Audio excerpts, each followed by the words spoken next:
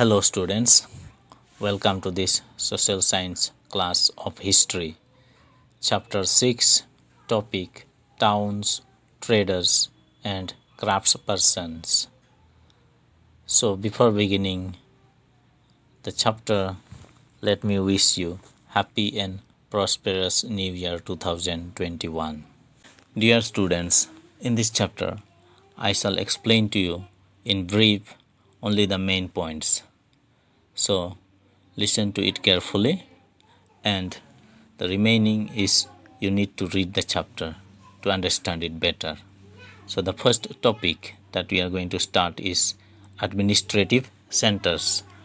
Before that, let me tell you that there were three types of medieval towns. They were a temple town, an administrative center, and a commercial town or a port town. So Tanjavur, the capital of the Cholas, 1,000 years ago emerged as an administrative center as well as a temple town. The perennial river Kaveri flows near this beautiful town. The famous Rajeswara temple built by King Rajaraja Chola lies here. So, as Tanjavur was an administrative center, kings held courts in the mandapas, which were parts of palaces, issuing orders to their subordinates. Temple towns and pilgrimage centers. Temple towns represents a very important pattern of urbanization, the process by which cities develop. Rulers built temples to demonstrate their devotion to their various deities. Important temple towns were Bilasbhamin in Madhya Pradesh, Somnath in Gujarat, Kanchipuram and Madurai in Tamil Nadu, and Tirupati in Andhra Pradesh. Pilgrimage centers also developed into township. For example, Brindaban in Uttar Pradesh and Thiruvannamalai in Tamil Nadu. A network of small towns. Small towns emerged from large villages.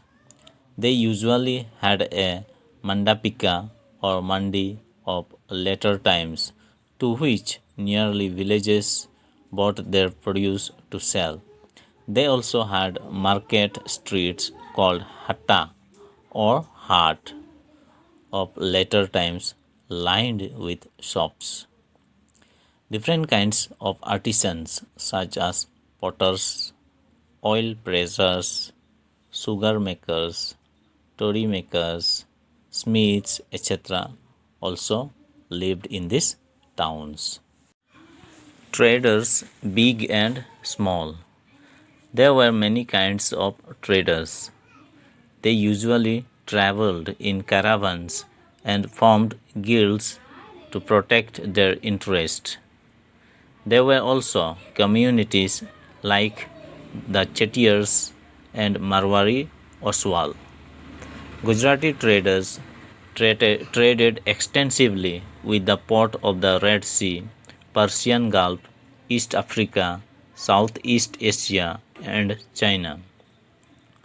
Indian spices such as pepper, cinnamon, nutmeg, etc. became very popular in the European homes. Indian cotton cloth was also in great demand. These eventually drew European traders to India. Crafts in towns. The craftspersons of Bidar were very famous. Their inlay work in copper and silver came to be known as Bidri. The Panchalas of Vishwakarma community, consisting of goldsmiths, bronze smiths, blacksmiths, and masons and carpenters contributed a lot in the building of temples. The weavers, such as the Saliar or Kaikolars, also donated to temples. A closer look: Hampi, Masulipatanam and Surat. Let's start with Hampi. Hampi was the capital of the Vijayanagar Empire. The architecture of Hampi was distinctive. It bustled with commercial and cultural activities during the 15th to 16th centuries. Moors, Chettis, and agents of European traders thronged the market of Hampi. Temples were the hub of cultural activities. Hampi fell into ruin following the defeat of Vijayanagara in 1565 by the Deccan Sultans. Surat, which is in Gujarat, was a cosmopolitan city. People of all castes and creeds lived there. The textiles of Surat were famous for their gold lace borders, known as jari, and had a market in West Asia, Africa, and Europe. The Kathiawad Seths or Mahajans had a huge banking house at Surat. The Surat Hundis were honored in the far-off markets of Cairo in Egypt, Basra in Iraq, and at Antwerp in Belgium. Surat began to decline towards the end of the 17th century. Masulipatanam. The town of Masulipatanam was a center of intense activity in the 17th century, as it became the most important port on the Andhra coast. Both the Dutch and the English East India companies attempted to control it. The Qutub Shahi rulers of Golconda decided to prevent the attempts of the various East India companies. As a result, fierce competition among various trading groups made the city populous and prosperous. However, Golconda was annexed by Aurangzeb in 1686 and 1687. This caused the European companies to look for the alternatives. The company traders moved to Bombay, Calcutta, and Madras. This caused the decline of Masulipatanam in the 18th century. The English emerged as the most successful commercial and political power in the subcontinent.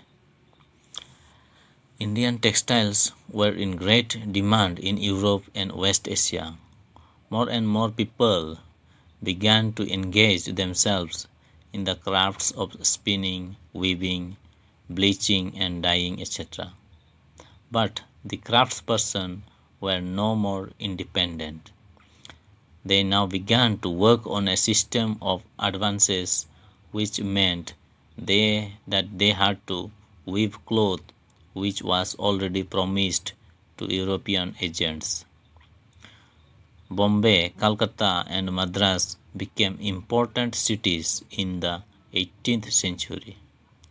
The Europeans established black towns in these new cities, and merchants and artisans were made to move there. The white rulers occupied the superior residence of Fort St. George in Madras of Fort St. William in Calcutta. Dear students, that's enough for today, and as I have said, you need to read the chapter because our exam is coming nearer and we don't have time to revise. We have still more to cover, 2 more chapters. So be serious and do try to complete all the homeworks and assignment that is given to you. Thank you and have a wonderful day ahead.